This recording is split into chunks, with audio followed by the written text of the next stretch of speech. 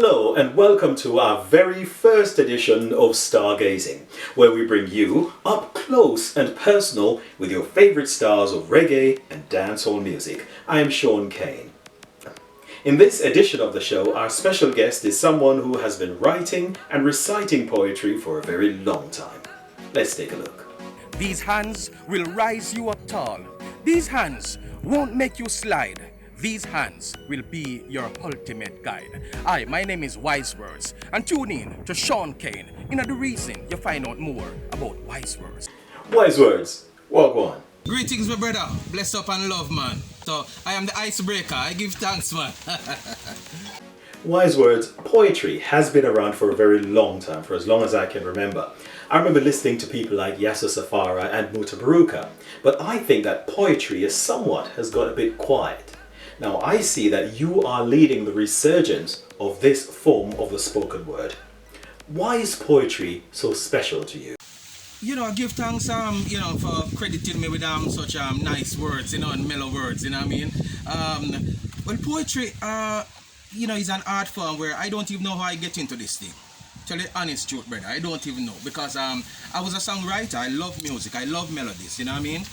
And I wanted to pursue a career in music, in singing, right? But I find myself among some brethren, and I used to do some writing for them and all of that. But when the whole thing decimated, and every man got them own direction, I decided that, boy, I'm not going to live out of music just like that, And if I can't sing, if I can't DJ, because I'm too old for to take up DJ, what am I going to tell the people them? I especially tell the ladies them. Wine pan this and bubble pan head top, that not gonna make no sense, you know what I mean? So I decided to go straight to the word, right? So I started to write poetry, and that is how I come about in writing my pieces them and all of that, yeah? Your focus, though, seems to be quite different from what we are used to hearing, because you are dealing with quite a range of themes and topics. You've looked at things like financial issues, social issues, and even political issues. Tell us a little bit now as to why your range is so wide. Well, as a fresh foot, you have to forward with a fresh look, you know what I mean? And Muta, give credit to Muta and all those messengers, all those messiahs who have preceded my time, you know what I mean? But I want to connect with the youth them, you know what I mean? And of course, some of my poetry are still revolutionary, they have the revolutionary message in them. So a man might take a certain direction, it's the same direction you're heading for, but you take a different route to get there, right? So I want to connect with the nowadays youth, you know what I mean, that they can really and truly get the message in what I'm saying. And of course, what my elders them did in the first time, are nothing really different than what I'm doing. You know what I mean? It's just that I may just use a different kind of energy, some different words, you know what I mean? A different kind of character and personality intertwined with the whole thing so that the youth them can really and truly, you know what I mean, get a gist of what I'm saying. You've talked about getting poetry to appeal to the more contemporary reggae artists, but I've not heard a lot of your style of poetry or your style of delivery in the dancehall space. So I want you to tell me now, how do you plan to get them to pay attention to poetry? Well, I want to tell you, saying, Sean, I see you as a person of astute character. And of course, you're an intellectual reasoner, just like the late Monty Perkins, you know what I mean? But poetry is everything. In the DJ world, you understand, poetry might not connecting to some of the youths them now, but it will, because the youths are writing poetry in their songs. If you listen to a Chronic, you understand? If you listen to a Chronic Law, you understand? They are using poetry. Every line starts with poetry. Every reasoning starts with poetry. Every song starts with a line of poetry. I can quote some of the dancehall artists them, you know what I mean? That even Vybz Kartel. Even though some of the lyrics them might sound murderous, but I will never forget this line out of a Vybz Kartel song, where him say, gunshot scoring at your head like a corner kick. No boy can offer me a palmer kick. Gunshot scoring at your head like a corner kick. So that is poetry to me, even though that line may seem over the top. But that is poetry to me. You have Da Vinci who tell you that what your friend what you smoke with and run joke with, them same one cut your throat quick. That is poetry also.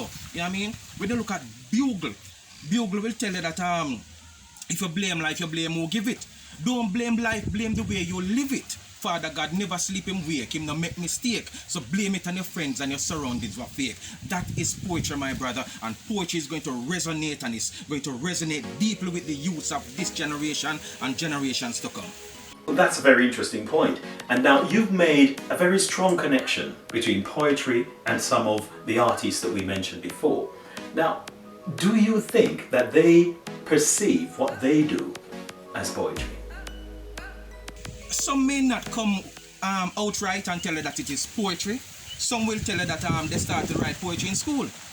But some, pride might take them aside and they might not tell you that it is poetry. But it is poetry. If you chant, it's poetry. Big Youth was one of the greatest poets. You know what I mean? Some of the chanters and DJs, they are the greatest poets, right? And poetry is not seen in just one box. You can't box around poetry. Poetry is like an hexagon with many sides, right? And that is how poetry is. So poetry can come in a way of singing, poetry can come in just talking, poetry is just chanting, poetry is DJs singing, poetry is everything, my brother. I can see that you've got a strong penchant for the spoken word. I am quite curious to find out where and when and how you developed that love for the spoken word. Could it be in your childhood? Tell me a little bit about your childhood and let me see if we can work out what inspired you to do something like this. I try to find the answers for several things which I can't. You know what I mean? Because I grew up, as you said, in a western Jamaica in St. James, Springfield, a place called Barry Road, a deep rural community where my parents were farmers, you know what I mean? And of course they grow all sort of vegetation, and hence I'm out here in my vineyard, just chilling between my banana trees and my plantain tree, you know what I mean? So the teaching that they gave me, it was more on the conscious side. I couldn't step out of line to do certain things. I couldn't say certain things. I couldn't go certain places. I was raised in the church and all of that. So it is a principle on which my parents then brought me up on that helped me to propel my way or my career into poetry right about now. Western Jamaica, because you are a rural guy like myself, country boy, you are, I am. But Western Jamaica is a very long way from Kingston. Tell us a little bit about your journey from Western Jamaica to Kingston, all the different things that you've seen along the way, the differences in landscapes, all of those things. Talk me through that journey. Well, I want to tell you something, brother. And every time I look back on my journey, I have to laugh, being in a humble beginning, my parents, were poor as always, as most of us were. And I never know that we were poor, right? But a gentleman from my community, he was living in Kingston, and he knew this lady who had a business running at the foot of Jack's Hill, and she wanted somebody from the country, because back then you couldn't trust a guy from Kingston to come in your house, because you don't know Kingston people stay already, no disrespect to the youths them from Kingston, but the streets of Kingston stay, right? But the lady preferred somebody from the country, rather a humble youth, who just leaving school and all of that, yeah? So I was given the opportunity, and of course I must give thanks to a gentleman named Mr. Winter. Mr. Winter was the man who come and asked my mother if she wanted to send me to Kingston, so kind of I leave some of the burden and let me help out with the household a bit. So I get the chance to come into Kingston, and I was there as you call it as a butler, as a living youth or yard boy, any one of them choice of words the way you want to put with it, you understand? And while I was there, the lady was doing some catering, and that is how I get entangled with food, you know what I mean? Yeah, man, so that's how my journey come in. And of course I can remember that my journey from Kingston, from Montego Bay to Kingston, it was $15 was my bus fare. $15, my brother. And right about now, the bus fare from Montego Bay to Kingston is about $1,000, so it's almost like 1,000 years ago that, you know what I'm saying?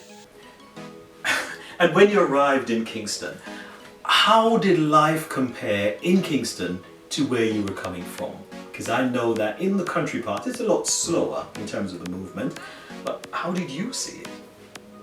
Well, in comparison to what I know, so my thing was just, trees and, the bush. Bush we call it, so we come from the bush, you know what I mean? And you could have know when you arrive in Kingston, you know, because you see all of those fancy places, all the buildings, enough plenty car them and street lights and you know what I mean, all of them sort of something. The place just look different.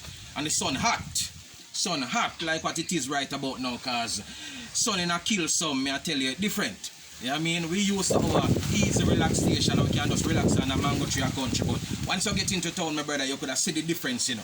You see the difference from the face of the people, them, the walk, the talk, the clothes, everything was just totally different. So I can see why you opted for the outdoors to do your interview.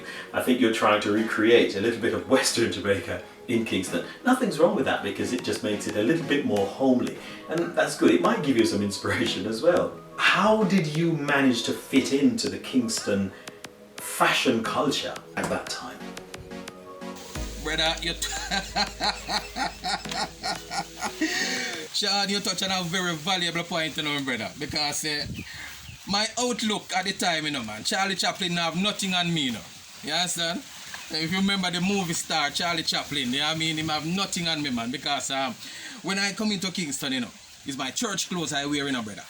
A pinstripe pants, I done a brown shirt, a long mouth boot, you understand, where the mouth gone up in the air like me going to windsurfing, you know what I mean? And a big brown bag, my big boy, no jester, I saw me roll into